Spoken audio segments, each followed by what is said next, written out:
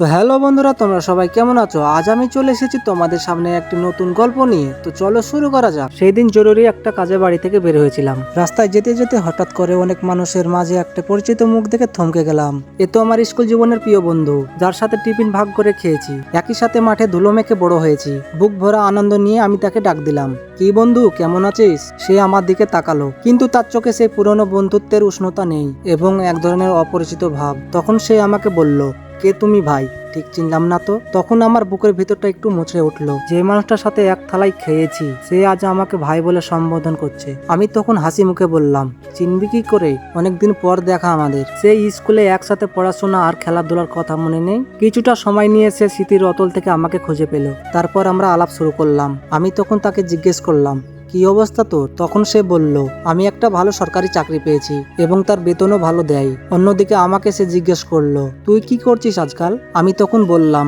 সংসারের প্রয়োজনে এখন আমি টোটো চালাই। তখন হঠাৎ করে পাশ দিয়ে এক ভিক্ষুক যাচ্ছিল। তাকে দেখেই আমার বন্ধুটি বিরক্ত হয়ে বলে উঠল, কোথা থেকে যে এরা সব চলে আসে, এদের জন্যই আজ সমাজটা নষ্ট হয়ে যাচ্ছে। তখন আমি বন্ধুর আচরণে অবাক হলাম। শান্ত গলায় আমি তাকে বললাম, কিরে বন্ধু, তোর মুখে এমন কথা? তুই তো এমন ছিলি না। তুই নিজেও তো এক সময় গরিব ছিলি। আজ তুই চাকরি পেয়েছিস বললে অন্য গরিব মানুষকে অবহেলা করছিস। এটা কি অন্যায় নয়? মনে রাখিস বন্ধু, আল্লাহ চাইলেই মানুষকে নিচ থেকে উপরে নিয়ে যেতে পারেন, আবার ওপর থেকে নিচে নামিয়ে দিতেও পারেন। তাই আল্লাহ যা দিয়েছে তার শুকরিয়া আদায় করা উচিত। এতে আল্লাহ খুশি হয়ে মানুষকে আরো উপরে নিয়ে যায়। তাই অহংকার করা ভালো না। তারপর যেন আমার কথাগুলো ওর কানে গিয়ে লাগলো। কিছুক্ষণ চুপচাপ থাকার পর সে নিজেই তার ভুল বুঝতে পারলো। তার চোখে মুখে আর তখন সেই অহংকারের ছাপ ছিল না, বরং পুরনো বন্ধুত্বের সেই চেনা মানুষটি যেন আবার ফিরে এলো। মানুষের পরিস্থিতি বদলে যেতে পারে, কিন্তু মনুষ্যত্ব কখনো যেন হারিয়ে না যায়। তো আজকের গল্প এই পর্যন্তই। আমার গল্পটি কাদের কাদের ভালো লেগেছে অবশ্যই কমেন্টে জানাবে, এবং আমার গল্পগুলি যদি তোমাদের ভালো লেগে থাকে তাহলে অবশ্যই চ্যানেলটিকে ফলো দিয়ে পাশে থাকবে।